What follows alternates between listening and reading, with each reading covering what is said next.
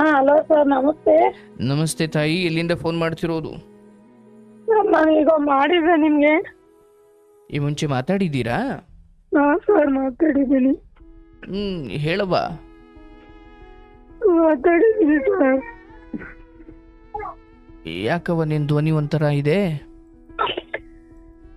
ಏನು ಸರ್, ಮನಸ್ಸಿಗೆ ನೆಮ್ಮದಿನೇ ಇಲ್ಲ. ಹೊಟ್ಟೆ ಇರಬೇಕು ಸಾಯ್ಬೇಕು ಒಂದು ಗೊತ್ತಾಗ್ತಾ ಇಲ್ಲ ನನಗೆ. ಅಳಬೇಡ ಅಳಬೇಡ. ಏನಾಯ್ತು ಅಂದ್ರೆ ಈ ಮುಂಚೆ ಮಾತಾಡಿದಾಗ ಏನು ಹೇಳಿದ್ರು? ಅದೇ ವಿಚಾರನ ಅಥವಾ ಬೇರೆದಾ? ಇಲ್ಲ ಸರ್, ನಾನು ನನ್ನ ಗಂಡಗೆ ಅನುಮಾನ ಮಾಡ್ತಿದ್ದೆ ಅಂದಲ್ಲ ಸರ್, ಅದನ್ನೆಲ್ಲ ಬಿಟ್ಟಿದ್ದೀನಿ. ಇವಾಗ ನನಗೆ ಅವ್ರು ಟಾರ್ಚರ್ ಮಾಡ್ತಾರೆ ಸರ್ ಜಾಸ್ತಿ. ಏನ್ ಟಾರ್ಚರ್? ಹಲೋ, ಏನ್ ಟಾರ್ಚರ್ ಅವ್ವ ಅಂದೆ.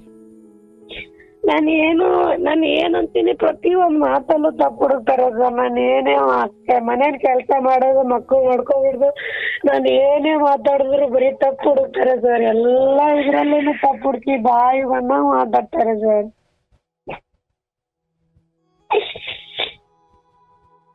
ಹಲೋ, ಅಳಬೇಡವ್ವ.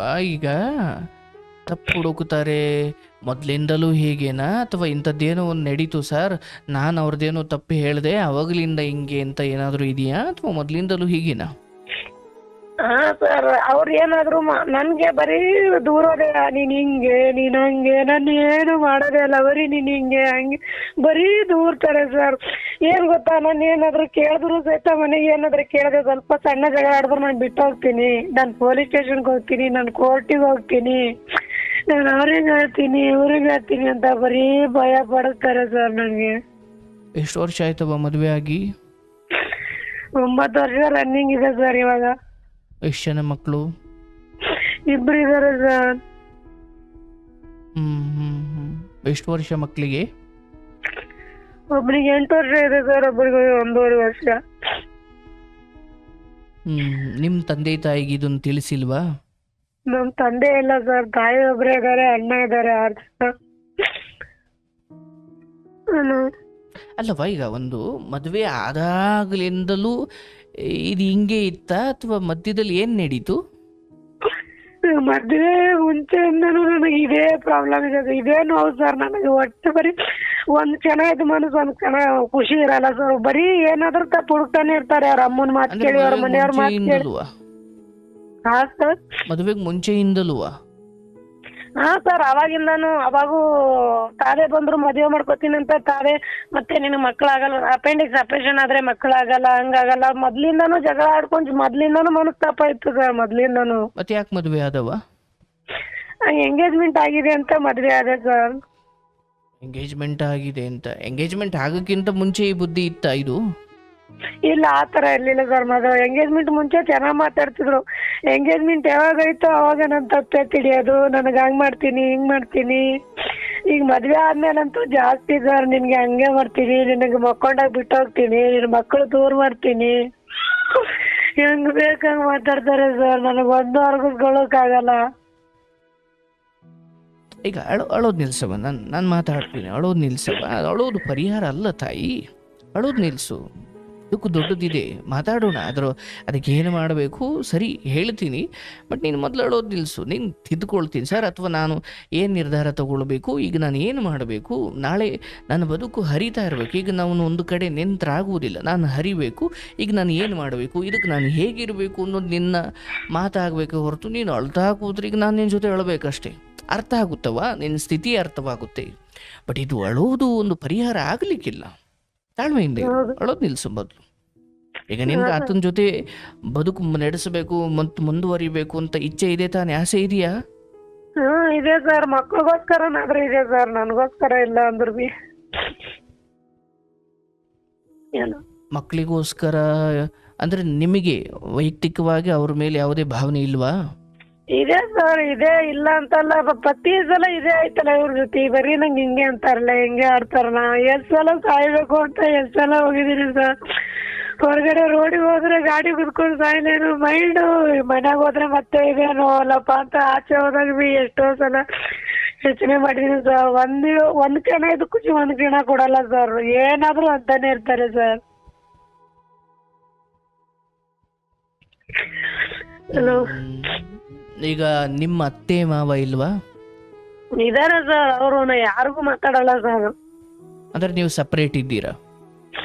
ನಾವು ಬೆಂಗಳೂರಲ್ಲಿ ಇದೀವಿ ಸರ್. ಅವ್ರ ಅಮ್ಮಗೆ ಅವ್ರ ತಂಗಿರ್ಗೆ ಅವರೇ ಹತ್ತು ಮಾತಾಡ್ತಾರೆ ಸರ್. ನಾ ಯಾರಿಗೂ ನಮ್ಮಮ್ಮ ಮನೆ ಕಡೆನು ಮಾತಾಡಲ್ಲ, ಅವ್ರಮ್ಮ ಮನೆ ಕಡೆನು ಮಾತಾಡಲ್ಲ. ಅಂದ್ರೆ ಮದುವೆಗೆ ಮುಂಚೆನೆ ಇವರೆಲ್ಲ ದೂರ ದೂರ ಇದ್ರಾ? ಮದ್ವೆ ಮುಂಚೆನೆ ರಮ್ಮ ನನಗ್ ಬ್ಯಾಡ ಅಂದಿದ್ದು ಅಂತೆ ಸರ್. ಮದ್ವೆ ಮಾಡ್ಕೊಳಕ್ಕೆ ಬಿಡ್ಬೇಕಿತ್ತಲ್ಲ ಸರ್. ನನಗ್ ಮಾಡ್ಕೊಂಡು ಏನೋ ಕೊಡಕ್ ಅವ್ರಿಗೆ ಇದು ಆಗಿತ್ತು ಸರ್. ಅವ್ರಮ್ಮ ನನ್ಗೆ ಮದ್ವೆ ಮಾಡ್ಕೊಕ್ ಬೇಡ ಅಂದಿದಂತ್ರಿ ಸರ್. ಯಾರಿಗ್ ಮದುವೆ ಮಾಡಿಸೋದು ಬೇಡ? ನನಗ್ ಮದ್ವೆ ಮಾಡ್ಕೊಳಕ್ಕೆ ಬೇಡ ಅಂದಿದ್ರಂತೆ ಅವ್ರಮ್ಮ. ಅಂದ್ರೆ ಅವ್ರ ಮಗನಿಗೆ ನೀನ್ ಮದ್ವೆ ಆಗೋದು ಇಷ್ಟ ಇಲ್ಲ? ಇಷ್ಟ ಇರ್ಲಿಲ್ಲ ಸರ್. ಅವ್ರ ಮನೇನೂ ಇಷ್ಟ ಇರ್ಲಿಲ್ಲ, ನಮ್ಮಮ್ಮಗೂ ಇಷ್ಟ ಇರ್ಲಿಲ್ಲ ಸರ್. ಮತ್ತೆ ಯಾಕೆ ಮದ್ವೆ ಆದ್ರಿ? ಅದೇ ಸರ್, ಅವರು ನಮ್ಮ ಹೇಳ್ದೆ ಅವ್ ಎಕ್ಸಾಮ್ ಬಂದಿದ್ರು ಅಂತ ನನ್ ಮೇಲೆ ಅವ್ರಿಗೆ ಇಷ್ಟ ಆಯ್ತಂತ ನಾನ್ ಮಾಡ್ಕೋತೀನಿ ಅಂದ್ರಂತ ಹೇಳ್ದಲ್ಲ ಸರ್. ಅಲ್ಲ ಈಗ ನನ್ನ ಪ್ರಶ್ನೆ ಇರೋದು, ಅವ್ರ ತಂದೆ ಅಥವಾ ಅವ್ರ ಕುಟುಂಬದ ಜೊತೆನೂ ನಿನ್ನ ಗಂಡನಿಗೆ ಅಷ್ಟು ಒಳ್ಳೆ ಬಾಂಧವ್ಯ ಇಲ್ಲ? ಎಲ್ಲ ಇದೆ ಸರ್, ಅವ್ರು ಹೇಳ್ದಂಗೆ ಕೇಳ್ತಾರೆ ಸರ್. ಅವ್ರ ಜೊತೆ ಅವ್ರಿಗೆ ಬಾಂಧವ್ಯ ಜಾಸ್ತಿ ಇದೆ ಸರ್. ಅವ್ರು ಹೇಳ್ದಂಗೆನೆ ಕೇಳ್ತಾರೆ. ಯಾರು ಹೇಳ್ದಂಗೆ? ಅವ್ರ ಅಮ್ಮ ಹೇಳ್ದಂಗೆ, ಅವ್ರ ಮನೆಯವ್ರು ಹೇಳ್ದಂಗೆ ಕೇಳ್ತಾರೆ. ಬಟ್ ನಿನಗೆ ಆಗ್ತಾ ಇರೋ ಚಿತ್ರಹಿಂಸೆ ವಿಚಾರವಾಗಿ ಅವ್ರಿಗೆ ಗೊತ್ತಿಲ್ವಾ? ಹೇಳ್ಕೊತಾರೆ ಸರ್. ಅವ್ರಿಗೆ ನಾನೇ ನೋವು ಕೊಟ್ಟೆ, ಅವ್ರು ನನಗಂತಾರೆ ಸರ್ ಅವಳೇ ನಂಗೆ ನೋವು ಕೊಟ್ಟಾಳೆ ಅಂತ ಹೇಳ್ಕೊತಾರೆ ಸರ್. ಅವರಿಗೆ ಅವ್ರ ಕಡೆಯಿಂದ ಅವ್ರ ಅಮ್ಮಗೆ ಅವ್ರು ಕರೆ ಹಾಕ್ತಾರೆ ಸರ್. ಅವರು ನನಗಿದೆ ನನ್ ತಪ್ಪೇ ಹೇಳ್ಕೊತಾರೆ. ಅವರು ನನಗೆ ಈ ತರ ಮಾಡ್ತಾ ಇದೀನಿ ಅಂತ ಅವ್ರು ಹೇಳ್ಕೊಳ್ಳಲ್ಲ ಸರ್.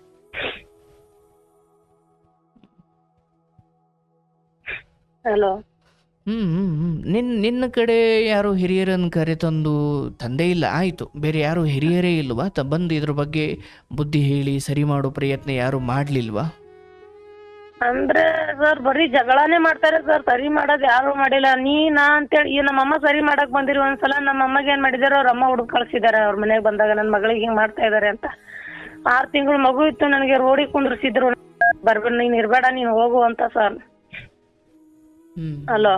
ಅವಾಗ ನಮ್ಮಮ್ಮ ಬಂದಿದ್ರೆ ನಮ್ಮಮ್ಮನ ಹುಡುಕ್ ಕಳ್ಸಿದ್ರು ಅವ್ರಮ್ಮ ಸರ್. ನಮ್ಮ ಮನೆಗೆ ನಮ್ಮ ಮಗಳಿಗೆ ಯಾಕೆ ಹಿಂಗ್ ಮಾಡ್ತೀರಾ ಅಂತ ಕೇಳಕ್ ಬಂದ್ರೆ ನಮ್ಮಮ್ಮಗೆ ಹುಡುಕ್ ಕಳ್ಸಿದ್ರು ಸರ್ ಅವ್ರು. ಸರಿ, ಈ ಎಲ್ಲ ಚಿತ್ರಹಿಂಸೆ ಎಷ್ಟು ವರ್ಷದಿಂದ ನಡೀತಾ ಇದೆ?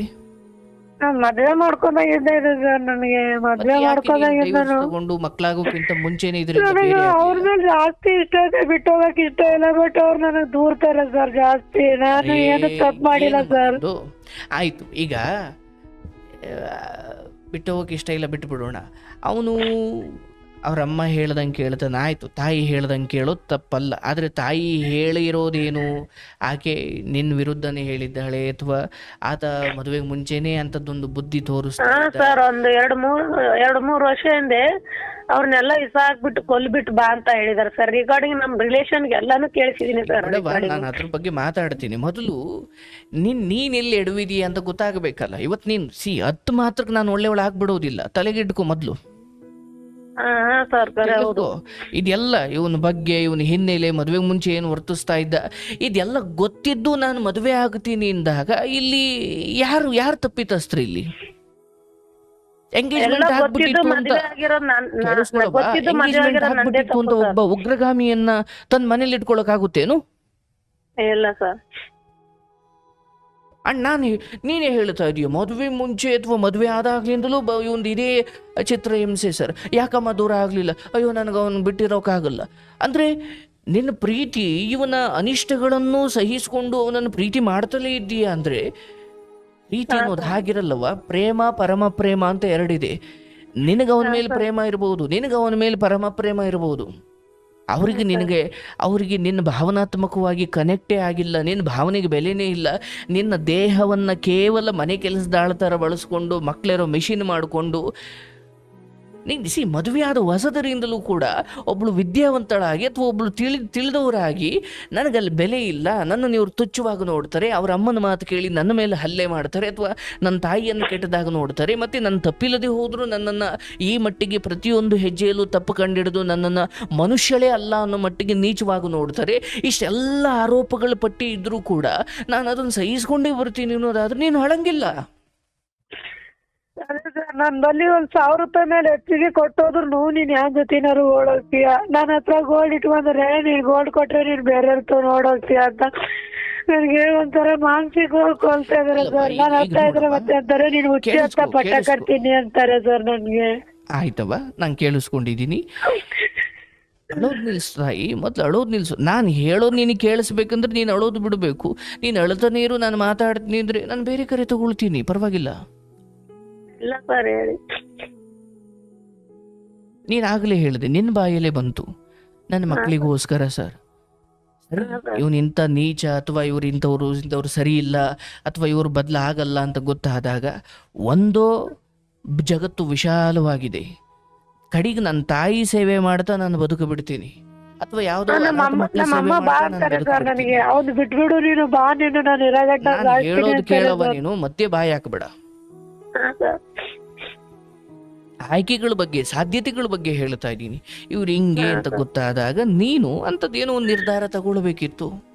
ಇಲ್ಲ ನನ್ನ ಮಕ್ಕಳಿಗೋಸ್ಕರ ಸರ್, ಅವನ ಬುದ್ಧಿನೇ ಅದು ಸರ್, ಅವನು ಬದಲಾಗಲ್ಲ, ಅವ್ರ ಮನೆಯವರು ಬದಲಾಗಲ್ಲ ಸರ್, ಪರವಾಗಿಲ್ಲ ಸರ್. ನಾನು ಅವ್ರಿಗೇನೇ ಹೊಲಸು ಮಾತಾಡಿ ನನ್ನ ಮೇಲೆ ಏನೇ ಆರೋಪ ಮಾಡಿದ್ರು ನನಗೆ ಗೊತ್ತು ಸರ್, ನಿನ್ನೆವರೆಗೂ ಗಂಡ ಚೆನ್ನಾಗಿದ್ದು ಇವತ್ತೇನು ಅಪರೂಪಕ್ಕೊಂದು ಕೆಟ್ಟ ಮಾತಾಡ್ಬಿಟ್ರೆ ನನಗೆ ದುಃಖ ಆಗಬೇಕು. ಅಯ್ಯೋ ಎಷ್ಟು ದಿನ ಚೆನ್ನಾಗಿದ್ದು ಈಗ ಕೆಟ್ಟ ಮಾತಾಡ್ಬಿಟ್ರಲ್ಲಪ್ಪ ಅಂತ. ಆದ್ರೆ ಮದುವೆ ಆದಾಗ್ಲಿಂದಲೂ ಒಳ್ಳೆ ಮಾತು ಬಂದೇ ಇಲ್ಲ. ಅಂದ್ರೆ ದಿಸ ಸಾಯೋರ್ಗೆ ಯಾಕೆ ಅಳ್ಬೇಕು ನಾವು? ದಿಸ ಸಾಯೋರ್ಗಳೋದು ಯಾಕವ್ವ? ಈಗ ಮದುವೆ ಆದಾಗ್ಲಿಂದ ತುಂಬಾ ಗೌರವಾನ್ವಿತವಾಗಿ ನಡ್ಕೊಂಡು ಇದ್ದಕ್ಕಿದ್ದ ಹಾಗೆ ಅಶ್ಲೀಲ ಮಾತುಗಳು, ಕೆಟ್ಟ ಆರೋಪಗಳು ಅವನ ಬಾಯಲ್ಲಿ ಬಂದಾಗ ನಮ್ಗೆ ಆಶ್ಚರ್ಯ ಆಗಬೇಕು, ದುಃಖ ಆಗಬೇಕು. ಅಯ್ಯೋ ಹೆಂಗ್ ಮಾತಾಡ್ಬಿಟ್ನಲ್ಲ ಅಂತ. ಪ್ರತಿದಿನ ಅದೇ ಅಂದಾಗ, ನೀನು ಪ್ರತಿದಿನನೂ ಒಳ್ತೀಯ ಅಂದಾಗ ನಿನ್ನಲ್ಲಿ ಒಂದಷ್ಟು ಬದಲಾವಣೆ ಆಗಬೇಕು. ನೀನು ಬುದ್ಧಿ ಕಲ್ತಿಲ್ಲ ಅಂತ ಅರ್ಥ. ಸರಿ, ಇವ್ರು ಬದಲಾಗಲ್ಲ, ಇವ್ರು ಇಡೀ ಜೀವನ ಪೂರ್ತಿ ಇವ್ರು ಹಿಂಗೇ ಇರ್ತಾರೆ, ಅವ್ರ ಹತ್ರ ಕೆಲಸ ಇದೆ, ಅವ್ರ ಹತ್ರ ದುಡ್ಡಿದೆ, ಅವ್ರ ಹತ್ರ ತೋಳ್ಬಲ ಇದೆ, ಅವ್ರ ಹತ್ರ ಯಾವುದೋ ಇನ್ಫ್ಲೂಯೆನ್ಸ್ ಇದೆ. ನೀನು ಜೀವನ ಪೂರ್ತಿ ಒಳೋರಿ ನಿನ್ನ ಆಯ್ಕೆನ ಇಲ್ಲ, ಬೇರೆ ಆಯ್ಕೆಗಳು ಇದ್ದಾವೆ. ಆದರೆ ಆ ಆಯ್ಕೆ ಮಾಡಬೇಕಂದ್ರೆ ಒಂದು ತ್ಯಾಗ ಮಾಡಬೇಕು, ಒಂದು ಪಡ್ಕೊಳ್ಬೇಕು. ಇಲ್ಲ ಸರ್, ನನ್ನ ಮಾನಾಭಿಮಾನವನ್ನು ಮರ್ತು ಬಿಡ್ತೀನಿ ಸರ್. ಇವರು ನನಗೆ ಗೌರವ ಕೊಡೋದು ಬೇಕಾಗಿಲ್ಲ, ನಾನು ಇವರಿಂದ ಅದನ್ನು ಬಯಸೋದು ಇಲ್ಲ. ನಾನು ಮನೆಯ ಹೆಂಡತಿಯಾಗಿ, ಮನೆಯ ಸೊಸೆಯಾಗಿ ಅಡುಗೆ ಮಾಡೋದು, ಪಾತ್ರೆ ತಿಕ್ಕೋದು, ಮನೆ ಕೆಲಸ ಮಾಡೋದು, ಮಕ್ಕಳಿಗೆ ಶಿಕ್ಷಣ ಕೊಡೋದು, ಮಕ್ಕಳನ್ನು ನೋಡ್ಕೊಂಡಿರೋದು. ಅವ್ರು ಏನೇ ಹೊಲಸು ಮಾತಾಡಿ ನನ್ನ ಕಡೆ ಬೆರಳು ಮಾಡಿ ಏನೇ ತಪ್ಪು ಮಾತಾಡಿದ್ರು ನಾನು ತಲೆ ಕೆಡಿಸ್ಕೊಳ್ಳೋ ಸಲ ಅವರೆಲ್ಲ ಹುಚ್ಚರಾಗ್ಬಿಟ್ಟಿದ್ದಾರೆ ಸರ್.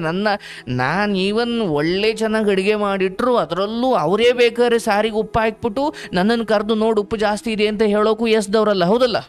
ಹೌದು ಸರ್, ಕರೆಕ್ಟ್. ಅಂದ್ರೆ ಹೀಗಿದ್ದಾರೆ ಅವರು ಅನ್ನೋದಾದ್ರೆ ನಾನು ಅವರ ಈ ವರ್ತನೆ, ಅವರ ಈ ಬೈಗುಳ, ಅವರ ಈ ದುರ್ವರ್ತನೆ ಅತಿ ಹೊಸದು ಅಥವಾ ಹೊಸದು ಅನ್ನೋ ಥರ ನಾನು ಪ್ರತಿದಿನ ಅಳ್ತಾ ಹೋಗ್ತೀನಿ ಅಂದರೆ ಇದು ನಿನ್ನ ದಡ್ಡತನವನ್ನು ತೋರಿಸುತ್ತೆ. ನೋಡು ತಾಯಿ, ಯಾವುದೋ ರೂಪದಲ್ಲಿ ನಮ್ಮ ಪೂರ್ವಜನ್ಮದ ಕರ್ಮಗಳು ಈ ಮನುಷ್ಯರು, ಈ ಗಂಡ, ಈ ಅತ್ತೆ, ಇವರ ರೂಪದಲ್ಲಿ ನಮ್ಮನ್ನು ಕಾಡ್ತಾ ಇದ್ದಾವಂತೆ. ಇದ್ರ ನಡುವೇನೆ ನಾವು ಬದುಕು ಕಟ್ಟಿಕೊಳ್ಬೇಕು. ಇವತ್ತು ಯೋಚನೆ ಮಾಡವ, ಯಾರ್ಯಾರು ಕೆಟ್ಟವರು ಅಂತ ನೋಡ್ತಾ ಇದ್ದೀರಲ್ಲ, ಆಧ್ಯಾತ್ಮ ಏನು ಹೇಳುತ್ತೆ? ನಿಮ್ಮ ಸುತ್ತಮುತ್ತ ಯಾರು ನಿಮ್ಮನ್ನು ನೋಯಿಸ್ತಿದ್ದಾರೆ, ಕಣ್ಣೀರು ಹಾಕಿಸ್ತಿದ್ದಾರೆ, ದುಃಖ ಪಡಿಸ್ತಿದ್ದಾರೆ, ಅವರಲ್ಲ, ಅವರು ನಿಮ್ಮ ಕರ್ಮಗಳ ಪ್ರತಿರೂಪ. ನೀವು ಎಲ್ಲೋ ನೋಯಿಸಿದ್ರಿ, ನಿಮಗೆ ನೋಯಿಸ್ಲಿಕ್ಕೆ ಆ ರೂಪ ಹೊತ್ತು ಬಂದಿದ್ದಾರೆ. ಅದೊಂದಷ್ಟು ಗಳಿಗೆ, ಕೆಟ್ಟ ಗಳಿಗೆ ಮುಗಿದಾದ್ಮೇಲೆ ಅವರು ಹೊರಟು ಹೋಗ್ತಾರೆ. ಒಂದೋ ಅವರು ಬದಲಾಗ್ತಾರೆ, ಇಲ್ಲ ಅವರು ಸತ್ತು ಹೋಗ್ತಾರೆ. ನಮಗೆ ಅನ್ಸ್ಬಿಡುತ್ತೆ, ಅಯ್ಯೋ ಎಷ್ಟು ದಿನ ನನ್ನನ್ನು ಈ ಮಟ್ಟಿಗೆ ದ್ವೇಷ ಮಾಡ್ತಿದ್ದವನು ಇದ್ದಕ್ಕಿದ್ದಾಗ ಹೆಂಗ್ ಬದಲಾದ ಅಂತ.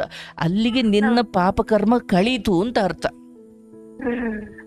ಆದರೆ ಹಾಗೆ ಬದಲಾವಣೆ ಆಗುವವರೆಗೂ ಅಥವಾ ಹಾಗೆ ಬೈತಿರೋ ಕೆಟ್ಟವರು ಒಳ್ಳೆಯವರಾಗೋವರೆಗೂ ನನಗೆ ಕಾಯೋ ತಾಳ್ಮೆ ಇಲ್ಲ. ನಾನೇನು ಅಂದ್ಕೊಂಡ್ಬಿಡ್ತೀನಿ, ಓಹೋ ಇದೆಲ್ಲವೂ ನನ್ನ ವಿರುದ್ಧ ಆಗ್ತಿರೋ ಷಡ್ಯಂತ್ರ. ಇಲ್ಲ, ನಿನ್ನದಲ್ಲದ್ದೇನೋ ನೀನು ತಿಂತಾ ಇಲ್ಲ, ಯಾವುದು ನಿನ್ನದೋ ಅದನ್ನೇ ನೀನು ಅನುಭವಿಸ್ತಾ ಇದೀಯ. ಅಂದ್ರೆ ಗಂಡನನ್ನ ಆಯ್ಕೆ ಮಾಡಬೇಕಾದ ಸಮಯದಲ್ಲಿ ತಪ್ಪು ಆಯ್ಕೆ ಮಾಡಿದ್ರೆ ಅದು ನನ್ನ ಪೂರ್ವಜನ್ಮದ ಕರ್ಮ ಅಲ್ಲ, ಅಥವಾ ಪೂರ್ವಜನ್ಮದ ಕೆಟ್ಟ ನಿರ್ಧಾರ ಅಲ್ಲ. ಕಳೆದ 9-10 ವರ್ಷದ ಹಿಂದೆ ತೆಗೆದುಕೊಂಡು ಕೆಟ್ಟ ನಿರ್ಧಾರ ಇವತ್ತು ಫಲ ಕೊಡ್ತಾ ಇದೆ, ಹೌದಲ್ವಾ? ಪೂರ್ವ ಜನ್ಮದ್ದೇ ಆಗಬೇಕು ಅಂತ ಇಲ್ಲ. ಕಳೆದ ಹಿಂದಿನ ದಿನ ಯಾರನ್ನೋ ಕೊಲೆ ಮಾಡಿ ಬಂದು ಇಲ್ಲಿ ಎಲ್ಲೋ ಸೇರ್ಕೊಂಡಿದ್ದೀನಿ. ಆ ಹಿಂದಿನ ದಿನ ಮಾಡಿದ ಕೊಲೆ ನನ್ನನ್ನು ಇವತ್ತೋ ನಾಳೆನೋ ನಾಡಿದ್ದೋ ನನಗೆ ಶಿಕ್ಷೆ ಕೊಡಿಸುತ್ತೆ. ಹಾಗಾಗಿ ನಿಮ್ಮ ಇಂದಿನ ದಿನದ, ಇಂದಿನ ವಾರದ, ಇಂದಿನ ತಿಂಗಳ, ಇಂದಿನ ವರ್ಷದ, ಇಂದಿನ ಜನ್ಮಗಳ ಆ ಕರ್ಮಗಳು ನಮ್ಮ ಎದುರುಗಡೆ ಗಂಡನ ರೂಪದಲ್ಲಿ, ಮಕ್ಕಳ ರೂಪದಲ್ಲಿ, ಅತ್ತೆ ಮಾವನ ರೂಪದಲ್ಲಿ, ಇನ್ಯಾರ್ಯಾರ್ದೋ ರೂಪದಲ್ಲಿ ಬಂದು ನಮ್ಮನ್ನು ಕಾಡುತ್ತೆ. ನಾವು ನಿಜಕ್ಕೂ ಧರ್ಮ ತಿಳಿದವರಾದರೆ ಏನು ಮಾಡಬೇಕು? ಅಯ್ಯೋ, ನನ್ನ ಯಾವುದೋ ತಪ್ಪಿಗೆ ಆ ಕರ್ಮಗಳು ಇವತ್ತು ಬಂದು ಈ ವೇಷದಲ್ಲಿ ನಿಂತಿದ್ದಾವೆ ಹೊರತು ಈ ವ್ಯಕ್ತಿ ನಿನ್ನ ಬದುಕಲ್ಲಿ ಬಿಟ್ಟರೆ ಇನ್ಯಾರ್ದೋ ಜೀವನದಲ್ಲಿ ನಿನ್ನ ಗಂಡ ತುಂಬ ಒಳ್ಳೆಯವನು. ಈಗ ಉದಾಹರಣೆಗೆ ಅವ್ರ ಅಮ್ಮನ ಬದುಕಲ್ಲಿ ಮಗ ತುಂಬ ಒಳ್ಳೆಯವನು. ಅಂದ್ರೆ ನನಗೆ ಏನು ಕೆಟ್ಟನ್ನ ಕಾಣ್ತಿದ್ದಾನೆ ಅದೇ ವ್ಯಕ್ತಿ ಇನ್ಯಾರಿಗೂ ಒಳ್ಳೆಯವನಾಗಿ ಕಾಣ್ತಿರ್ತಾನೆ. ಹೌದಲ್ಲ? ಅಂದ್ರೆ ಯೋಚನೆ ಮಾಡಿ, ಒಂದು ಹಾವು ಅಂತ ತಗೊಂಡ್ರೆ ಆ ಹಾವು ನನಗೆ ಮಾತ್ರ ಕಚ್ಚಿದ್ರೆ ವಿಷ ಅಲ್ಲ, ಅದು ಯಾರಿಗೆ ಕಚ್ಚಿದ್ರು ವಿಷನೇ. ಆದ್ರೆ ಈ ಗಂಡ ಹಂಗಲ್ಲ, ನನ್ನ ಬದುಕಲ್ಲಿ ಮಾತ್ರ ವಿಷ, ಇನ್ನೊಬ್ಬರ ಬದುಕಿಗೆ ಸಿಹಿ ಅಲ್ವಾ? ಅಂದ್ರೆ ಅದರ ಅರ್ಥ ಆ ತಾಯಿಗೇನು ಈ ಮಗನಿಂದ ಸಂತೋಷ ಸಿಗ್ತಾ ಇದೆ ಅದು ಆಕೆಯ ಪುಣ್ಯ. ಈ ಗಂಡನಿಂದ ನನಗೇನು ದುಃಖ ಸಿಗ್ತಾ ಇದೆ ಇದು ನನ್ನ ಕರ್ಮ. ನಿನ್ನ ಗಂಡನು ಅವನ ಕರ್ಮ ಅವನು ಸವಿಸ್ತಿದ್ದಾನೆ, ನಿನ್ನ ಕರ್ಮ ನೀನು ಸವಿಸ್ತಿದ್ದೀಯ. ಆ ಅತ್ತೆ ಸ್ಥಾನದಲ್ಲಿರೋ ಅವ್ರ ಕರ್ಮ ಅವರು ಸವಿಸ್ತಿದ್ದಾರೆ. ನೀನು ಹೆಂಡತಿ, ಆ ಗಂಡ, ಆ ಅತ್ತೆ ಇವೆಲ್ಲ ಪದವಿಗಳು, ಇವು ನೀವಲ್ಲ, ಇವೆಲ್ಲ ಪದವಿಗಳು. ಈಗ ಸೊಸೆಯಾಗಿ ನೀನಿದ್ದೀಯ, ನಿನ್ನ ಹೆಸರು ಸಮಥಿಂಗ್ ಏನೋ ಇದೆ, ನೀನು ಹೊರಟಾದ್ಮೇಲೆ ಸೊಸೆ ಸ್ಥಾನ ಅಲ್ಲೇ ಇರುತ್ತೆ, ಬಟ್ ಬೇರೆಯವ್ರು ಅಲ್ಲಿಗೆ ಬರ್ತಾರೆ ಅಷ್ಟೇ.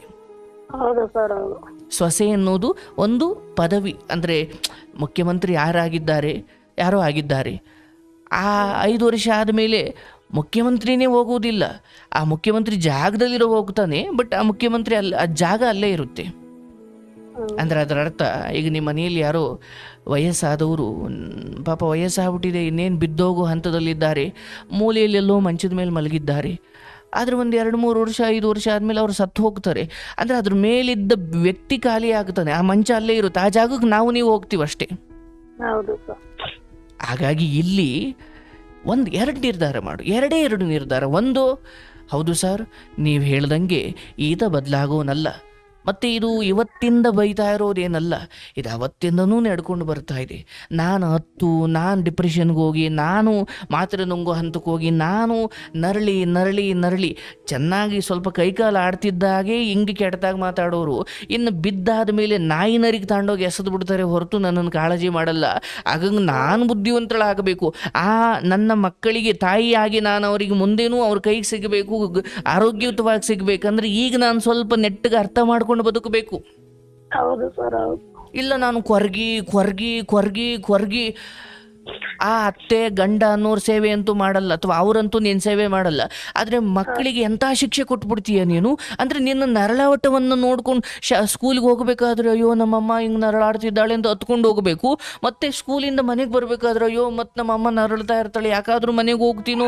ಅಂದರೆ ನಿನ್ನ ನರಳಾಟವನ್ನು ನೋಡೋ ಅವಕಾಶ ಅಥವಾ ನಿನ್ನ ನರಳಾಟವನ್ನು ನೋಡೋ ದೌರ್ಭಾಗ್ಯವನ್ನು ಮಕ್ಕಳಿಗೆ ಕೊಡಬೇಡ. ನೀನು ಆರೋಗ್ಯವಾಗಿರಬೇಕು ಅಂದರೆ ಇವರ ಈ ಬೈಗುಳಗಳು, ಇವರ ಈ ಉಚ್ಚಾಟಗಳು, ಇದಕ್ಕೆಲ್ಲ ನೀನು ಗಟ್ಟಿ ಮನಸ್ಸು ಮಾಡಿಕೊಂಡು ಬದುಕಬೇಕು. ಆಯಿತು, ಮದುವೆ ಆಗಿದ್ದಾಗಿದೆ, ಮಗು ಆಗಿದ್ದಾಗಿದೆ, 9 ವರ್ಷ ಕಳೆದು ಹೋಗಿದೆ, ಈಗ ನಾನು ಡೈವರ್ಸ್ ಕೊಟ್ಟು ಇನ್ನೇನೋ ಮಾಡೋ ಸ್ಥಿತಿಲೂ ನಾನಿಲ್ಲ, ಅಂಥ ಬೆಂಬಲವೂ ನನಗೆ ಯಾರೂ ಇಲ್ಲ. ಈಗ ನಾನು ಇಲ್ಲೇ ಇದ್ದು ಬದುಕಬೇಕು. ಗುರುಗಳು ಹೇಳಿದ ಹಾಗೆ ಅಥವಾ ನಾನು ಹೇಳಿದ ಹಾಗೆ, ಹೌದು ಇದು ಯಾವುದೋ ನನ್ನ ಹಳೆಯ ಕರ್ಮ, ಇದಕ್ಕೂ ಒಂದು ಎಕ್ಸ್ಪೈರಿ ಡೇಟ್ ಅಂತ ಇರುತ್ತೆ, ಅದಾದಮೇಲೆ ಮತ್ತೆ ಸರಿ ಹೋಗುತ್ತೆ. ದಯವಿಟ್ಟು ಆ ಭರವಸೆಯಲ್ಲಿ ಬದುಕು. ಹೌದು, ನನಗೆ ನಿನ್ನ ದುಃಖ ಅರ್ಥ ಆಗುತ್ತವ್ವ, ಆದರೆ ನಾನು ಹೇಳ್ತೀನಿ, ಡೈವರ್ಸು ಏನೂ ಕೊಡದೇನೆ ಬೆಂಗಳೂರು ಪೇಟೆ ವಿಶಾಲವಾಗಿದೆ, ಇಲ್ಲೆಲ್ಲೋ ಒಂದು ಕಡೆ ಬಂದು ಬದುಕು, ಆಮೇಲೆ ದುಡಿಮೆ ಮಾಡಿಕೊಂಡು ಮಕ್ಕಳು ದೊಡ್ಡವರಾದ ಕಾಲಕ್ಕೆ ಹೋಗಿ ಮಕ್ಕಳನ್ನ ಜೊತೆ ಬದುಕು. ಇಲ್ಲ ಸರ್ ನಾನು ಹಂಗೆ ಬರೋ ನಂಗೆ ಧೈರ್ಯ ಸದ್ಯಕ್ಕಿಲ್ಲ ಸರ್, ಗಂಡನೂ ನನಗಿಷ್ಟ ಸರ್, ಬಟ್ ಈಗೇನೋ ಕೆಟ್ಟಗಳಿಗೆ ನಡೀತಾ ಇದೆ, ನಾನು ಅಲ್ಲೇ ಇರ್ತೀನಿ ಸರ್, ಹತ್ಕೊಂಡು ನಾನು ಆರೋಗ್ಯ ಹಾಳು ಮಾಡಿಕೊಳ್ಳಲ್ಲ. ನೋಡವ್ವ, ನಾನು ಇಷ್ಟು ಮಾತ್ರ ಹೇಳ್ತೀನಿ, ಇವತ್ತು ಗಂಡ ಹಿಂಗೆ ಆಡ್ತಿದ್ದಾನೆ, ಈಗ 3 ಹೊತ್ತು ಊಟ ಸಿಗ್ತಾ ಇದೆ, ಇರೋಕ್ಕೆ ಜಾಗ ಇದೆ, ಪ್ರೀತಿ ಸಿಕ್ಕಿಲ್ಲದೆ ಬರೀ ಊಟ ಸಿಕ್ಕರೆ ಅದು ಬಹುಶಃ ಪ್ರೀತಿ ಅನ್ನೋದು ಊಟದಷ್ಟೇ ಅನಿವಾರ್ಯ. ಹೌದಲ್ಲವ? ನನಗೆ ಅರ್ಥ ಆಗುತ್ತೆ, ನಿನಗೆ ಪ್ರೀತಿ ಬೇಕು.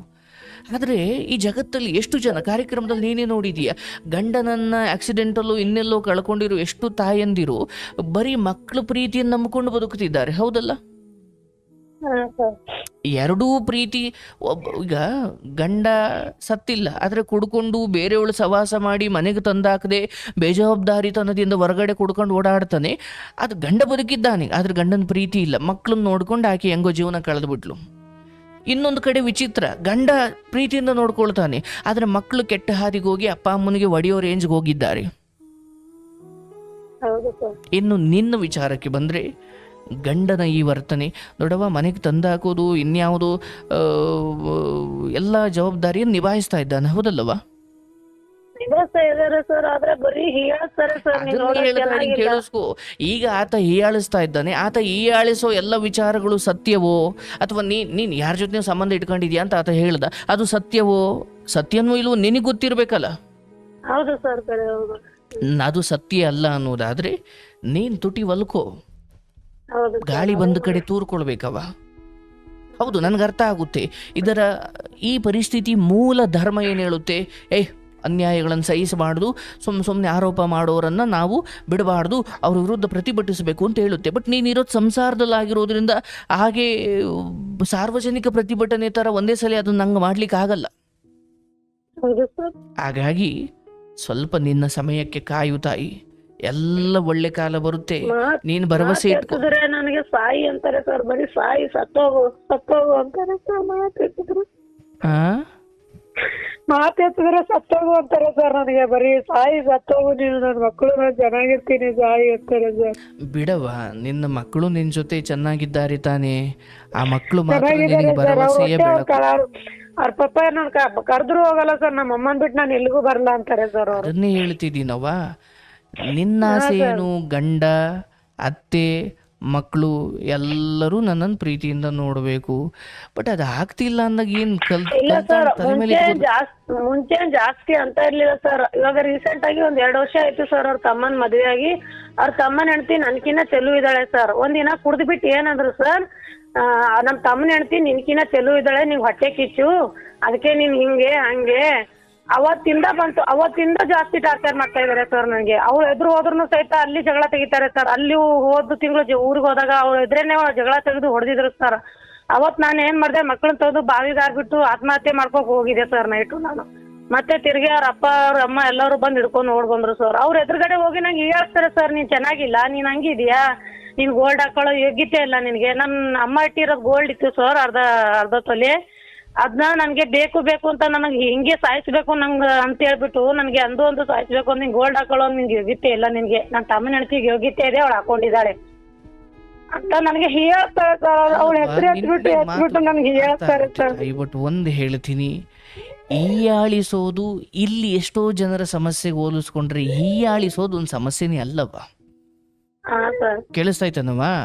ನನಗೆ ಸರ್ ಒಂದೊತ್ತು ಊಟನೂ ಕೊಡ್ತಿಲ್ಲ ಸರ್, ಹಾಕೊಳಕ್ ಬಟ್ಟೆನೂ ಕೊಡ್ತಿಲ್ಲ ಸರ್, ಮತ್ತೆ ಕತ್ತಿನ ಮೇಲೆ ಕಾಲಿಕ್ಕಿ ತುಳಿದು ಸಾಯಿಸ್ತಾವ್ರೆ ಸರ್.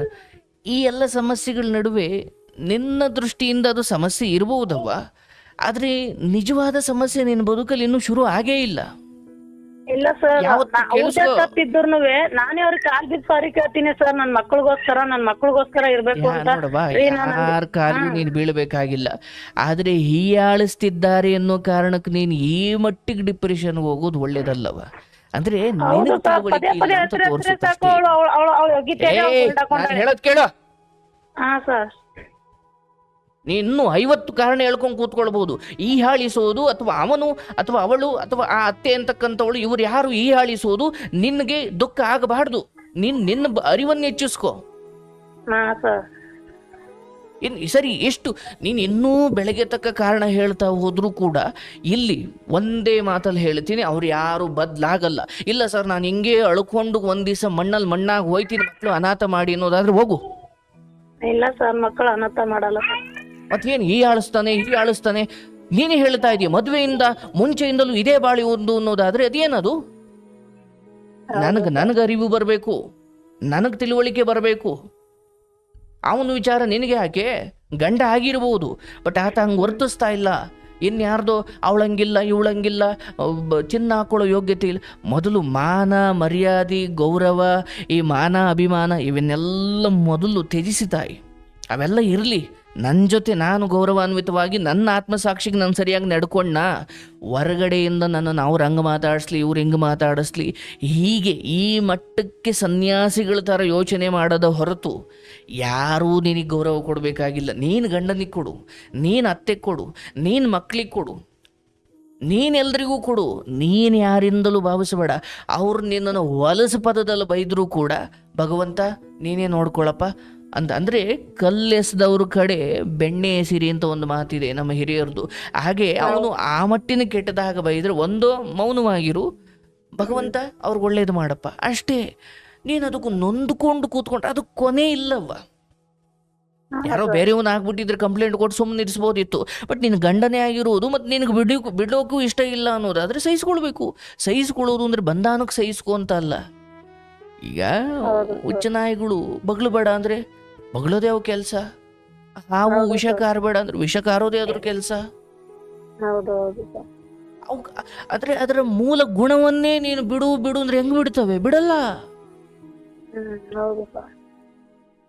ನೀನು ಬೆಕ್ಕನ್ನ ಗಟ್ಟಿಯಾಗಿ ಕುತ್ತಿಗೆ ಹಿಡ್ಕೊಂಬಿಟ್ಟು ಹಾಲು ಕುಡಿಬೇಡ ಹಾಲು ಕುಡಿಬೇಡ ಮುಂದ್ಗಡೆ ಹಾಲು ಮಡಗ್ಬಿಟ್ಟು ಹಾಲು ಕುಡಿಬೇಡ ಅಂತ ಎಷ್ಟು ಹೊಡೆದ್ರು ಕೂಡ ಒಂದು ಅದು ಸಾಯುತ್ತೆ ಹೊರತು ಹಾಲು ಕುಡಿಯೋದು ಬಿಡಲ್ಲ. ಯಾಕಂದರೆ ಅವುಗಳ ಮೂಲ ಸ್ವಭಾವ ಅಂತ ಇರುತ್ತವ. ನೀವು ಅದು ಬದಲಾಗಲಿ, ಅವನು ಒಳ್ಳೆಯವನಾಗಲಿ, ಆಮೇಲೆ ನಾನು ಸಂತೋಷವಾಗಿರ್ತೀನಿ, ಇಲ್ಲಾಂದ್ರೆ ನಾನು ಅಲ್ಲಿವರೆಗೂ ಅಳ್ತಾನೆ ಇರ್ತೀನಿ ಅಂದರೆ ನೀನು ಅಲ್ಲಿವರೆಗೂ ಅಳ್ತಾನೆ ಇರಬೇಕಾಗುತ್ತೆ. ಯಾಕಂದರೆ ಅವರವರ ಮೂಲ ಸ್ವಭಾವ ಅದು ಸಾಯೋವರೆಗೂ ಒಟ್ಟು ಗುಣ ಸುಟ್ಟರು ಹೋಗಲ್ಲ ಅನ್ನೋ ಹಾಗೆ ಯಾವತ್ತೂ ಅವ್ರು ಸರಿ ಹೋಗೋರಲ್ಲ. ನೀನು ಅರ್ಥ ಮಾಡ್ಕೊ ನಿನ್ನಲ್ಲಿ. ಅದಕ್ಕೆ ನಮ್ಮ ಬಸವಣ್ಣನವ್ರು ಏನು ಹೇಳ್ತಾರೆ, ನಮ್ಮ ವಿಚಾರಗಳೇ ನಮ್ಮ ಅಂಧಕಾರ, ನಮ್ಮ ಅಜ್ಞಾನವೇ ಹಾಸ್ಕೊಂಡು ಒತ್ಕೊಳ್ಳುವಷ್ಟು ಪರರ ಚಿಂತೆ ನಮಗೇ ಕೈಯ, ನಮ್ಮ ಚಿಂತೆಯೇ ಹಾಸಿ ಒದ್ದುವಷ್ಟಿದೆ. ನಿನ್ನಲ್ಲಿ ಬದಲಾಗಬೇಕಾಗಿರೋದೇ 1000 ಇದೆ. ಹೌದು, ನಾನು ಗಂಡನ ಈ ಮಾತು ಅತ್ತೆ ಮಾತು ಅದು ಇದು ಅಂತ ತಲೆ ಕೆಡಿಸ್ಕೊಂಡು ಆರೋಗ್ಯ ಕೆಡಿಸ್ಕೊಳ್ಬಾರ್ದಪ್ಪ. ಒಂದೋ ಕೆಲ್ಸಕ್ಕೆ ಹೋಗ್ಬೇಕು, ದುಡಿಮೆ ಮಾಡಬೇಕು, 4 ಕಾಸು ಕೂಡಿ ಇಟ್ಕೊಳ್ಬೇಕು. ಆ್ಯಂಡ್ ಗಂಡ ಒಂದು ದಿವಸ ಇದು ತೀರಾ ಅತಿರೇಕಕ್ಕೆ ಹೋಗಿ ನನ್ನನ್ನು ಹೊರಗಡೆ ಹಾಕಿದ್ರು ಕೂಡ ನನಗೆ ಪೊಲೀಸ್ ಸ್ಟೇಷನ್ಗೆ ಹೋಗಿ ನನ್ನ ನ್ಯಾಯ ಪಡ್ಕೊಳ್ಳುವಷ್ಟು ಗಟ್ಟಿತನ ಒಳಗಡೆ ನನಗೆ ಬರಬೇಕು. ಇಲ್ಲಾಂದ್ರೆ ಕೆರೆನೋ ಬಾವಿನೋ, ಈ ಕೆರೆ ಬಾವಿ ನೋಡ್ಕೊಳ್ಳೋದು ದೊಡ್ಡ ಸಾಧನೆ ಅಲ್ವಲ್ಲ? ಹೌದಲ್ಲ? ಹೌದು ಸರ್. ಆ ಕ್ಷಣಕ್ಕೆ ನಿನ್ಗೆ ಹಂಗೆ ಅನ್ನಿಸ್ಬೋದವ. ಆಯ್ತು, ಅವತ್ತೇನೋ ಆಗ್ಬಿಟ್ಟಿದ್ರೆ ಏನು ಇವತ್ತು ಬೇರೆ ಮದುವೆ ಆಗ್ತಿದ್ದ, ಸುಖವಾಗಿರ್ತಿದ್ದ? ಹೌದು ಸರ್. ಏನು ನೀವು ಸತ್ತ ತಕ್ಷಣ ಅಯ್ಯೋ ನಾನು ಎಂಥ ತಪ್ಪು ಮಾಡಿಬಿಟ್ಟೆ, ಅಯ್ಯೋ ರಾಷ್ಟ್ರಪತಿಗಳೇ ನನಗೆ ಶಿಕ್ಷೆ ಕೊಡಿ ಅಂತ ಹೋಗಿ ಏನು ಅರ್ಚ್ತಾ ಇದ್ನ? ಇಲ್ಲ, ಹೋಗಿದ್ದು ಒಳ್ಳೇದಾಯ್ತು. ಈಗೂ ಬಾಯಿಲ್ ಅದೇ ಬರ್ತಿರೋದು, ಹೋಗ್ಬಿಡು ನಾವು ಚೆನ್ನಾಗಿರ್ತೀವಿ ಅಂತ. ಹೌದು ಸರ್. ಯಾವ ಜನ ನಿನ್ನ ಸಾವನ್ನ ನೀನು ಬೀಳೋದನ್ನು ಕಾಯ್ತಿದ್ದಾರೆ, ಅದೇ ಜನದ ಮುಂದೆ ಬದುಕು ತೋರಿಸು. ಅದು ಬದುಕು. ಬಾವಿನೋ ಕೆರೆನೋ ನೋಡು, ಇದು ದೊಡ್ಡ ಪವಿತ್ರವಾದ ಜನ್ಮವ.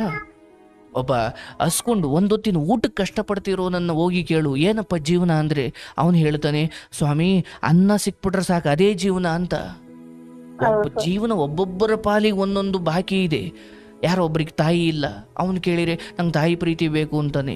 ಇನ್ಯಾರಿಗೂ ತಂದೆ ಪ್ರೀತಿ ಇಲ್ಲ, ಇನ್ಯಾರಿಗೂ ಶಿಕ್ಷಣ ಇಲ್ಲ, ಇನ್ಯಾರಿಗೂ ಅನ್ನ ಇಲ್ಲ, ಇನ್ಯಾರಿಗೂ ಮನೆ ಇಲ್ಲ. ಹೀಗೆ ಮೂಲಭೂತವಾದ ಕೆಲವು ವಿಚಾರಗಳಿದ್ದಾವೆ. ಅನ್ನ, ನೀರು, ಉಸಿರಾಡ್ಲಿಕ್ಕೆ ಗಾಳಿ, ಹಾಕೊಳ್ಳೋಕೆ ಬಟ್ಟೆ, ಒಳ್ಳೆ ಅಥವಾ ಇರೋಕೆ ಮನೆ, ಮಕ್ಕಳು, ಇದು ಓಕೆ ಫೈನ್. ಬಟ್ ಈ ಗೌರವ ಅದು ಇದು ಎಲ್ಲ ಇದು ಇಲ್ಲದೆ ಹೋದ್ರೂ ಬದುಕ್ಬೋದಲ್ವ ಸಮಾಜದಲ್ಲಿ? ಹೌದು ಸರ್, ಬದುಕ್ಬೋದು. ನೀನು ಇರೋನೆಲ್ಲ ಬಿಟ್ಬಿಟ್ಟಿದೀಯ. ನೀನು ಬಯಸ್ತಾ ಇರೋದು ಸರಿ, ನೀನು ಯಾವುದೋ ಪರಪುರುಷನಿಂದ ಏನು ಬಯಸ್ತಾ ಇಲ್ಲ, ನಿನ್ನ ಗಂಡನಿಂದ. ಬಟ್ ನಿನ್ನ ಆಯ್ಕೆ ಏನು ಮತ್ತೆ? ಹುಡುಕ್ತಾ ಹೋದ್ರೆ ಮತ್ತೆ ನೀನೇ ಅಲ್ಲಿಗೆ ನಿಂದೆ ತಪ್ಪಿಗೆ ಬರುತ್ತಲ್ಲವಾ? ಹೌದು ಸರ್. ಗೊತ್ತಿದ್ದು ಮೋಸಕ್ಕೊಳಗಾಗೋದು, ಗೊತ್ತಿಲ್ಲದೆ ಮೋಸಕ್ಕೊಳಗಾಗೋದು ಅದೊಂದು ಕಡೆ. ಆದರೆ ನಿನಗೆಲ್ಲ ಗೊತ್ತಿತ್ತು, ನೀನು ಕೇಳಿದ್ರೆ ಅಯ್ಯೋ ಎಂಗೇಜ್ಮೆಂಟ್ ಆಗ್ಬಿಟ್ಟಿತ್ತು ಸರ್ ಅದಕ್ಕೆ ಆದೆ. ಮತ್ತು ಈಗ ನಿನ್ನ ಪಾಲಿನ ಈ ಮಟ್ಟಿನ ಕಣ್ಣೀರಿನ ದಿನಕ್ಕೆ ಮತ್ತೆ ಎಂಗೇಜ್ಮೆಂಟ್ ಆಯಿತು, ಜನ ಆಡ್ಕೊಂಡ್ಬಿಡ್ತಾರೆ ಅಂತ ಏನಾದಲ್ಲ, ಆಡ್ಕೊಳೋರೆಲ್ಲ ಬಂದ್ರೆ ಇವತ್ತು? ಹೌದು ಸರ್. ಎಂಗೇಜ್ಮೆಂಟ್ ಆದ್ಮೇಲೆನೆ ಅವ್ರು ನನಗೆ ಅಷ್ಟು ಟಾರ್ಚರ್ ಮಾಡಿದ್ರು ಸರ್. ಎಂಗೇಜ್ಮೆಂಟ್ ಮಧ್ಯೆ ಏನೂ ಜಗಳ ಆಡಿಲ್ಲ ಸರ್. ಎಂಗೇಜ್ಮೆಂಟ್ ಆದ್ಮೇಲೆನೆ ನನಗೆ ಮಾಡ್ಕೊಳ್ಳಲ್ಲ ಅಂತ ಬರೋರು, ಮತ್ತೆ ನೀ ಮಾಡ್ಕೋತೀನಿ ಅಂತ ಬರೋರು. ನಾನು ಅವಾಗ್ಲೇನೆ ಎಣ್ಣೆ ಹಾಕೊಂಡ್ಬಿಟ್ಟು ಸಾಯ್ಬೇಕು ಅಂತ ಹಾಕೊಂಡಿದ್ದೆ ಸರ್. ನಮ್ಮ ಮನೆಗೆ ಬಂದು ಮರ್ಯಾದೆ ಕಳೀತಾ ಇದಾರೆ. ನಾನು ಒಂದಿನ ಹೊರಗೆ ಹೋದೋಳಲ್ಲ, ನಮ್ಮ ಅಮ್ಮನ ಮರ್ಯಾದೆ ಕಳೆದೋಳಲ್ಲ ಅಂತ ನಾನು ಸೀಮೆ ಎಣ್ಣೆ ಹಾಕೊಂಡು ಉರಿ ಹಚ್ಕೋಬೇಕು ಅಂತ ಹಾಕೊಂಡ್ಬಿಟ್ಟಿದ್ದೆ ಸರ್ ನಾನು. ಬೇಡ ತಾಯಿ, ನಾನು ಹೇಳ್ತೀನಿ, ನಿನ್ನ ಮಕ್ಕಳು ನಿನ್ನನ್ನು ರಾಣಿ ಥರ ನೋಡ್ಕೊಳ್ತಾರೆ. ಈಗ ಸ್ವಲ್ಪ ಆತರ ಪಟ್ಟು ನಿನ್ನ ಜೀವನ ಹಾಳು ಮಾಡ್ಕೊಳ್ಬೇಡ. ಒಂದು ಬರೀ ಭಯ ಪಡಿಸ್ತಾರೆ ಸರ್ ನನಗೆ. ಇವಾಗ 1 ಅವರ್ ಮುಂಚೆ ನಾನು ಆ ಸರ್ಗೆ ಫೋನ್ ಹಚ್ಬಿಟ್ಟು ನಿನ್ ಬಗ್ಗೆ ಇದ್ದುದು ಎಲ್ಲ ಹೇಳ್ಬಿಟ್ಟು ನಿನ್ಗೆ ಲೈವಲ್ಲಿ ನೀನ್ ಮರ್ಯಾದೆ ಕೇಳ್ತೀನಿ, ನಿನ್ಗೆ ಹಂಗ್ ಮಾಡ್ತೀನಿ ಹಿಂಗ್ ಮಾಡ್ತೀನಿ ಅಂತ ಭಯ ಪಡಿಸ್ತಾರೆ ಸರ್. ಆಯ್ತು ನೋಡುವಣ ಆಯ್ತಲ್ಲ. ಈಗ ಒಂದು ಈ ಸಮಯದಲ್ಲಿ ಅವ್ರಿಗೂ ನಾನು ಈ ಮೂಲಕ ಹೇಳೋದು ಇಷ್ಟೇ, ಒಬ್ಬರನ್ನ ಸಂತೋಷ ಪಡಿಸ್ಲಿಕ್ಕೆ ಆಗ್ಲಿಲ್ವಾ ದುಃಖ ಅಂತೂ ಕೊಡಬಾರ್ದು, ಮೌನವಾಗಿದ್ದು ಬಿಡ್ಲಿ ಪರವಾಗಿಲ್ಲ. ಹಾಗಾಗಿ ಇಲ್ಲಿ ನಾನು ಹೇಳೋದು, ಅವ್ರ ವಿಚಾರ ಅವರು ಬದಲಾಗಲ್ಲ, ಅದು ಬಿಟ್ಬಿಡು, ಆ ವಿಚಾರ ಬಿಡು. ನೀನು ಗೌರವ ಕೊಡು, ನೀನು ಸ್ವಲ್ಪ ಕಿವಿ ಮುಚ್ಕೊಂಡು ಬದುಕು. ಮಕ್ಕಳು ದೊಡ್ಡವರಾಗಲಿ, ನಾನು ಹೇಳಿದ್ನಲ್ಲ ಅವರು ಬದಲಾಗೋ ದಿನ ಬರುತ್ತೆ. ಸದ್ಯಕ್ಕೆ ಅವ್ರು ಯಾರೂ ಬದಲಾಗಲ್ಲ, ಅದನ್ನು ನಿರೀಕ್ಷೆನೂ ಮಾಡಬೇಡ. ಆ್ಯಂಡ್ ನೀನು ಅಲ್ಲಿ ಬದುಕಿ ತೋರಿಸ್ಬೇಕು ನಿನ್ನ ಮಕ್ಕಳಿಗೆ. ನಾಳೆ ದಿನ ನಿನ್ನ ಕಥೆ ಅವ್ರಿಗೊಂದು ಸ್ಫೂರ್ತಿ ಆಗಬೇಕು. ಇಲ್ಲಪ್ಪ ನನ್ನ ಅಮ್ಮನಿಗೆ ಇಷ್ಟೊಂದೆಲ್ಲ ಕಾಟ ಕೊಡ್ತಾ ಇದ್ರು, ನನ್ನ ಅಮ್ಮ ಯಾವುದೇ ತಪ್ಪದಾರಿಗೆ ಹೋಗದಂಗೆ ಬದುಕಿದ್ಲು, ನಮ್ಮನ್ನು ಬೆಳೆಸಿದ್ಲು, ನಮಗೂ ಶಿಕ್ಷಣ ಕೊಟ್ಲು, ನಮ್ಮ ಬದುಕನ್ನು ಹಸನಾಗಿಸಿದ್ಲು ಅಂತ ನಿಮ್ಮ ಮಕ್ಕಳೇ ಹೇಳಬೇಕು. ಇವತ್ತೇನೋ ಮಾಡ್ಕೊಂಡು ನೀನು ಹತ್ತು ಕೊರಗಿ ಅಥವಾ ನೇಣು ಹಾಕೊಂಡು ಏನೋ ಮಾಡ್ಕೊಂಡು ಸತ್ತೆ ಅಂದರೆ ಯಾರು ಅಳಲ್ಲವ. 1-2 ದಿವಸ ಏನೋ ನಿನ್ನ ಬಗ್ಗೆ ಒಂಚೂರು ಅನುಕಂಪ ಇರೋರು ಅಯ್ಯೋ ಹಿಂಗಾಯ್ತಲ್ಲ ಅನ್ಬೋದು. ಎಲ್ಲ ನೀನು ಹೇಳಿ ಚೆನ್ನಾಗಿ ಊಟ ನಮ್ಮ ಅವ್ವ ಮನೆ ಕಡೆನು ಏನು ಹೇಳಲ್ಲ ಸರ್. ನೀನು ಬ್ಯಾಡ ಅಂದ್ರೂ ಮಾಡ್ಕೊಂಡಿದ್ಯಾ, ಅವ್ನು ಏನ್ ಮಾಡ್ತಾನೆ ಅದನ್ನ ಅನ್ಭವಿಸು. ನಮ್ಮಮ್ಮ ಅದೇ ಅಂತಾರೆ ಸರ್, ನಿಂಗೆ ಎಷ್ಟು ಕಷ್ಟ ಕೊಡ್ತಾರ ಕೊಡ್ಲಿ, ನಿನಗೆ ಅವನು ಸಾಯಿಸಿ ನಾನು ಅವಾಗ ತೋರಿಸ್ತೀನಿ ಅಂತಾರೆ ಸರ್ ಅವ್ರು ಹೇಳಿದ್ರೆ. ಇರ್ಲವ, ಅವರು ಆ ಹಂತಕ್ಕೆ ಹೋಗೋರಲ್ಲ. ಸದ್ಯಕ್ಕೆ ನೀನು ಆ ಮಟ್ಟಿಗೆ ಏನು ಯೋಚನೆ ಮಾಡಬೇಡ. ಫಸ್ಟ್ ಆಫ್ ಆಲ್ ನೀನು ಅಳೋದನ್ನು ಬಿಡು, ಅಳೋದನ್ನು ನಿಲ್ಸವ ತಾಯಿ. ನನಗೆ ಅರ್ಥ ಆಗುತ್ತೆ, ನಾನು ಇಡೀ ದಿನ ನೀನು ಅಳೋದನ್ನು ಕೇಳಬಲ್ಲೆ. ಆದರೆ ಈಗ ನೀನು ತಿರುಗಿ ಬೀಳಬೇಕು ಅಂದರೆ ಅವ್ರನ್ನೆಲ್ಲ ಹಿಡ್ಕೊಂಡು ಅವ್ರನ್ನೆಲ್ಲ ಬೈಕೊಂಡು ಅಂತಲ್ಲ. ಆ ಜಾಗದಲ್ಲಿ ನೀನು ಧೈರ್ಯವಾಗಿ, ಇದೇನಪ್ಪ ಮೊದಲೆಲ್ಲ ಬೈದರೆ ಅಳ್ತಾ ಇದ್ಲು, ಈಗೇನು ಅಳಲ್ಲ, ಈಗೇನು ಬೇಜಾರು ಮಾಡ್ಕೊಳ್ಳಲ್ವಲ್ಲಪ್ಪ ಅಂತ ಅವ್ರಿಗೆ ಅನ್ಸಿ ಅವರೇ ಸುಮ್ಮನೆ ಆಗ್ಬಿಡ್ಬೇಕು. ಹಾಗಾಗಿ ನೀವು ನಿಮ್ಮ ಈ ಜೀವನವನ್ನು ಸುಮ್ಮನೆ ಯಾವುದೋ ಮಕ್ಳ ಕೈಗೆ ಆಟ ಸಾಮಾನು ಸಿಕ್ಕದಂಗೆ ಬಿಡು, ಒಡೆದಾಕಿದ್ರೆ ಇನ್ನೊಂದು ಕೊಡಿಸ್ತಾರೆ ಅನ್ನಂಗೆ ಜೀವನ ಒಡೆದಾಕೊಳ್ಬೇಡ, ಅದು ಮತ್ತೆ ಸಿಗಲ್ಲ. ನಿನ್ನ ಮಕ್ಕಳ ನಾಳೆಗಳನ್ನು ನೀನು ನೋಡಬೇಕು, ನೀನು ಇರಬೇಕು, ಮಕ್ಕಳಿಗೆ ತಾಯಿ ಪ್ರೀತಿ ಸಿಗಬೇಕು. ಹಾಗಾಗಿ ಒಬ್ಬನಿಗೋಸ್ಕರ ಸಾಯೋದಕ್ಕಿಂತ ಅನೇಕ ಒಳ್ಳೆಯದಾಗೋದಿದೆ, ಆ ಭವಿಷ್ಯ ಒಳ್ಳೇದಿರುತ್ತೆ. ನೀನು ಬದುಕು, ನೀನು ಅದೇ ಜಾಗದಲ್ಲಿರು. ಇಲ್ಲ ನನಗೆ ಆಗ್ತಾನೇ ಇಲ್ಲ ಅಂದಾಗ ಎಲ್ಲೋ ಹೋಗಿ ಒಂದು PGಲಿ ಸೇರ್ಕೊಂಡು ಒಂದು ಕೆಲಸ ಮಾಡ್ಕೊಂಡು ಹೇಗೋ ಬದುಕು. ಆದರೆ ಸಾಯೋ ನಿರ್ಧಾರ ಮಾತ್ರ ಮಾಡಬೇಡ. ನನ್ನ ಪ್ರಕಾರ ನಿಮ್ಮ ತಾಯಿ ಅದು ಇದು ಯಾರನ್ನೂ ಕೇಳಬೇಡ.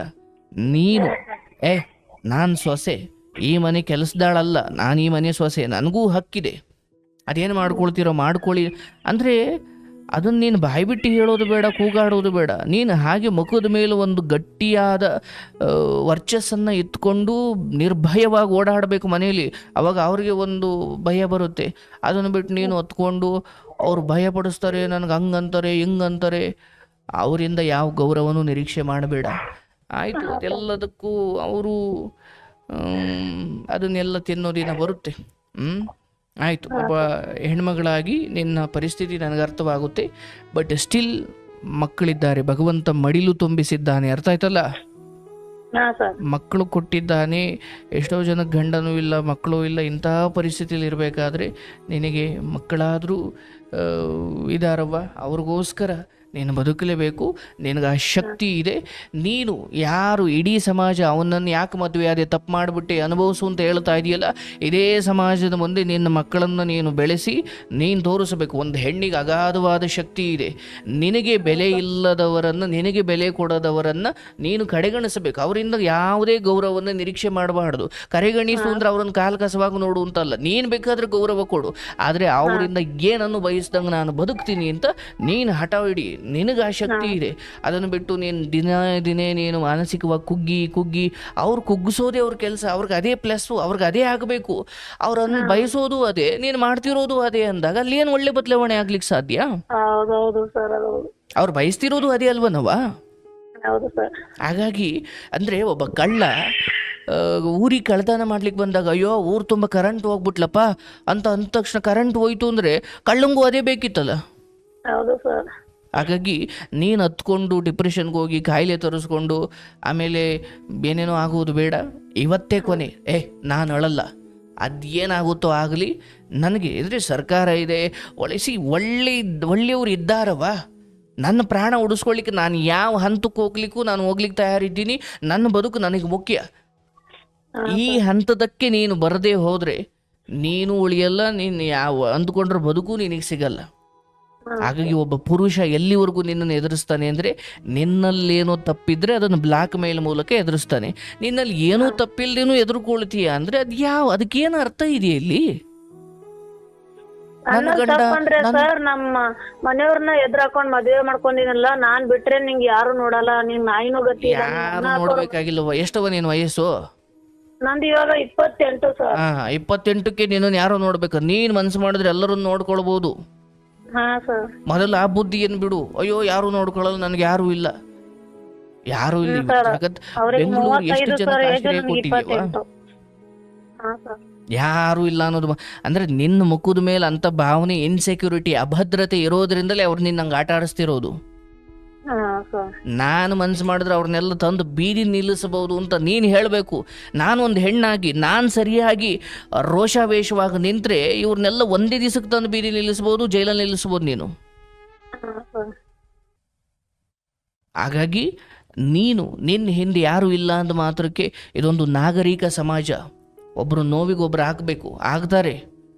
ಅಯ್ಯೋ ನನಗೆ ಯಾರೂ ಇಲ್ಲ ಅಂದ್ಕೊಂಡು ಸಾಯೋರಾಗಿದ್ರೆ ಇವತ್ತು ಜಗತ್ತಲ್ಲಿ 1% ಜನ ಅನಾಥರೇ ಇದ್ದಾರೆ. ಹಾಗಾಗಿ ನನಗೆ ಯಾರೂ ಇಲ್ಲ, ಭಗವಂತ ಇದ್ದಾನೆ. ನಾನು ಹೇಳ್ತೀನಲ್ಲ, ಕೃಷ್ಣ ಇದ್ದಾನೆ. ನೀನು ನಂಬೋ ದೇವ್ರು ಇದ್ದಾನೆ.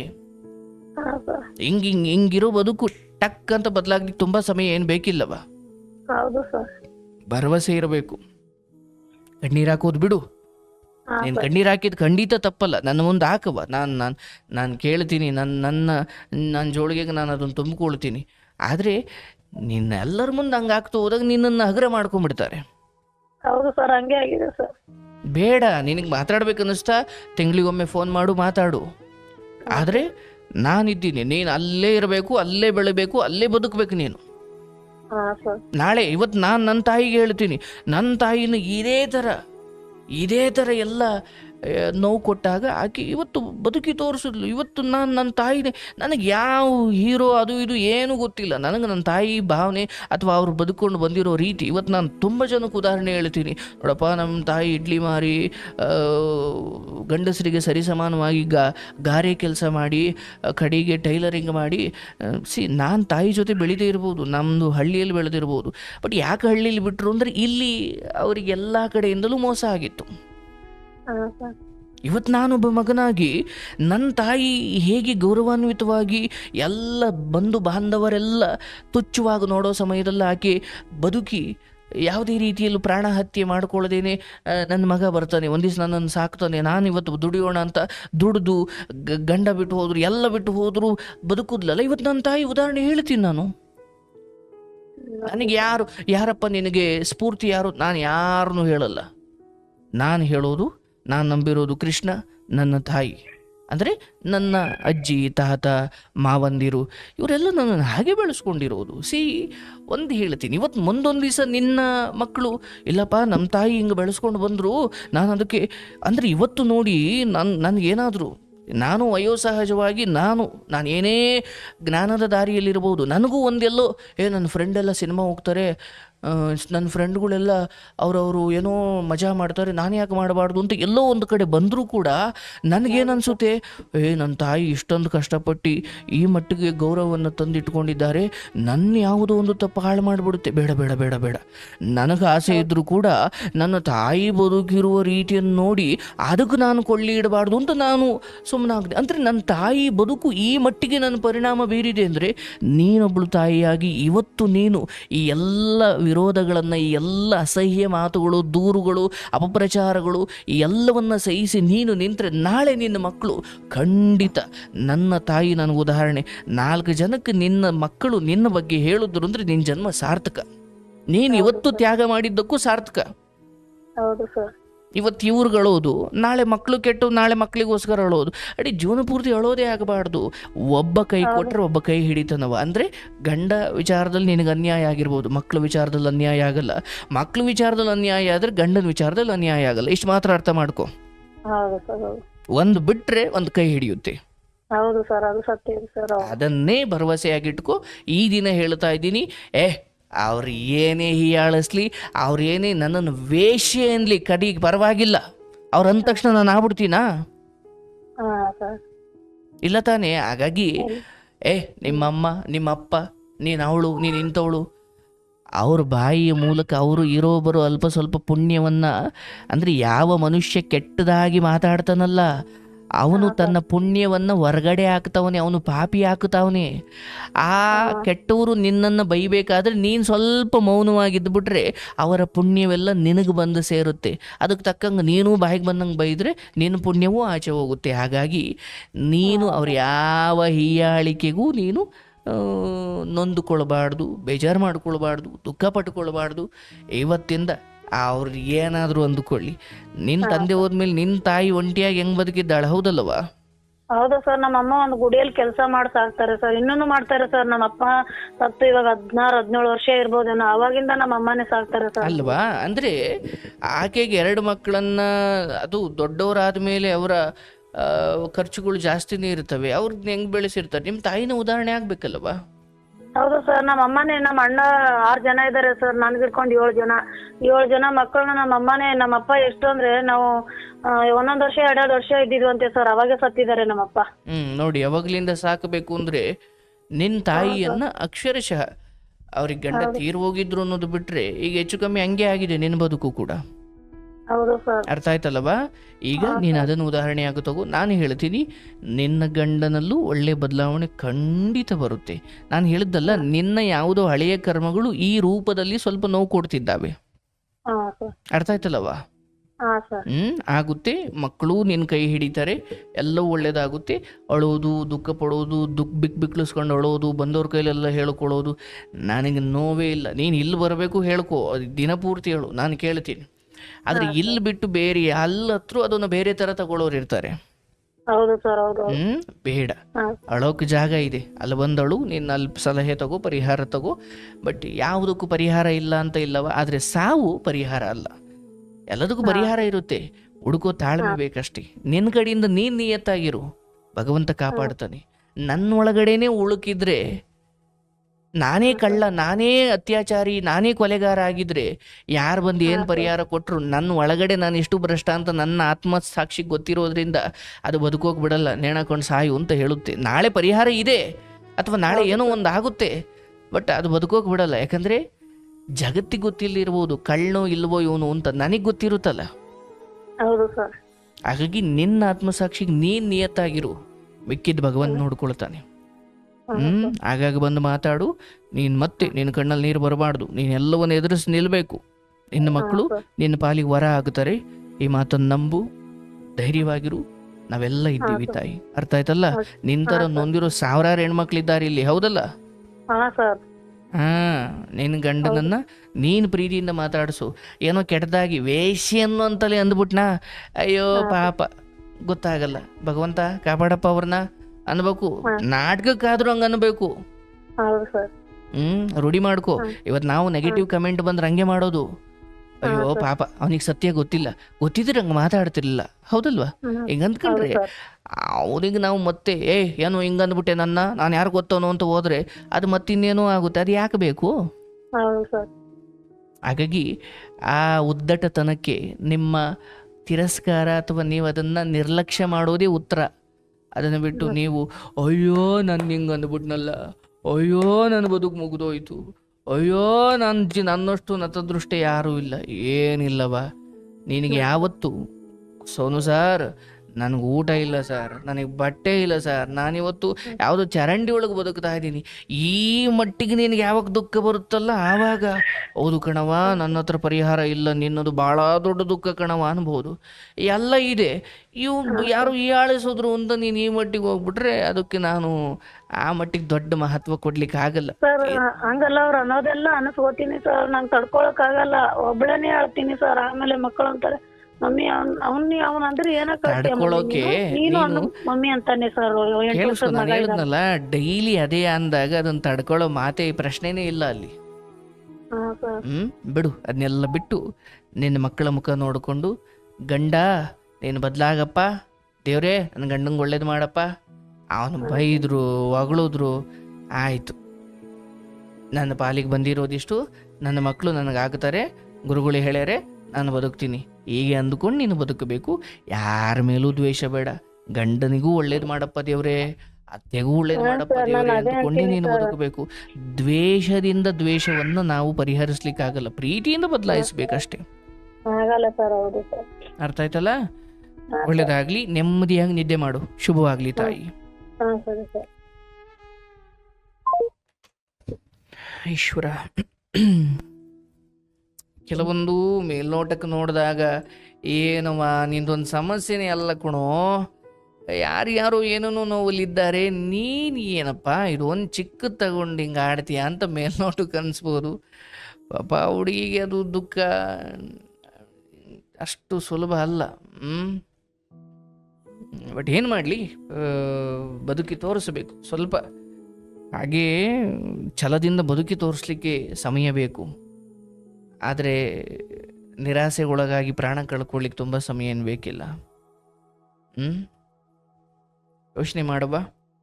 ಖಂಡಿತ ನಿನ್ನಲ್ಲಿ ಆ ಶಕ್ತಿ ಇದೆ. ನಾನೇನೋ ನಿನಗೆ ಮೋಟಿವೇಟ್ ಮಾಡಬೇಕು ಅಂತ ಹೇಳ್ತಿರೋದಲ್ಲ, ನಿನ್ನ ಮಾತಲ್ಲಿ ನನಗೆ ಹಂಗೆ ಅನ್ನಿಸ್ತು. ಆಯಿತು, ನಿನ್ನ ಗಂಡನಿಗೂ ಒಳ್ಳೇದಾಗಲಿ, ಅವ್ರಿಗೂ ಒಳ್ಳೆ ಬುದ್ಧಿ ಬಂದು ನಿಮ್ಮ ಸಂಸಾರ ಚೆನ್ನಾಗಿರಲಿ.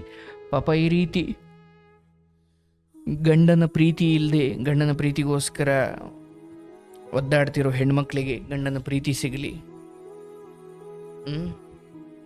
ಎಷ್ಟೋ ಸಾರಿ ಹೆಂಡತಿ ನನ್ನನ್ನು ಬಿಟ್ಟು ಇನ್ಯಾವೊಂದೋ ಹಿಂದೆ ಹೋಗ್ತಾವಳು ಸರ್ ಅನ್ನೋ ಗಂಡಸರು ಒಂದು ಕಡೆ ಆದರೆ, ಹೆಂಡತಿ ಈ ಮಟ್ಟಿಗೆ ರೀ ನಿಮ್ಮ ಬಿಟ್ಟರೆ ನಮಗೆ ಪ್ರಾಣ, ನಿಮ್ಮನ್ನು ಬಿಟ್ಟರೆ ನಾನು ದೇವರಿಗೂಗಿಂತ ದೊಡ್ಡ ಸ್ಥಾನ ನಾನು ನಿನಗೆ ಕೊಡ್ತೀನಿ ರೀ ಅಂತ ಗಂಡನ ಪಾದ ಹಿಡ್ಕೊಂಡ್ರು. ಅಂದರೆ ನೋಡಿ, ಹೆಂಡತಿ ಪ್ರೀತಿ ಇಲ್ಲ ಸರ್, ಹೆಂಡತಿ ನನ್ನನ್ನು ಇಷ್ಟು ಕೆಡ್ದಂಗೆ ನೋಡ್ತಾಳೆ, ಅವಳಿಗೆ ಬೇರೆ ಸಂಬಂಧ ಇದೆ, ಹೆಂಡತಿ ಸರಿ ಇಲ್ಲ ಸರ್, ಹೆಂಡತಿ ನನಗೆ ಮೋಸ ಮಾಡಿಬಿಟ್ಲು ಅನ್ನೋರು ಒಂದು ಕಡೆ ಆದರೆ, ಪಾಪ ಹೆಣ್ಮಕ್ಳು ಗಂಡನನ್ನೇ ದೇವರು ಅಂದ್ಕೊಂಡಿದ್ರೆ ಅಂಥ ಗಂಡದಿರ್ದು ಇಂಥ ಪಾಡು. ಹಲ್ಲಿದ್ದವ್ರಿಗೆ ಕಡಲೆ ಇಲ್ಲ, ಕಡಲೆ ಇದ್ದವ್ರಿಗೆ ಹಲ್ಲಿಲ್ಲ ಅನ್ನಂಗೆ ಕತೆ.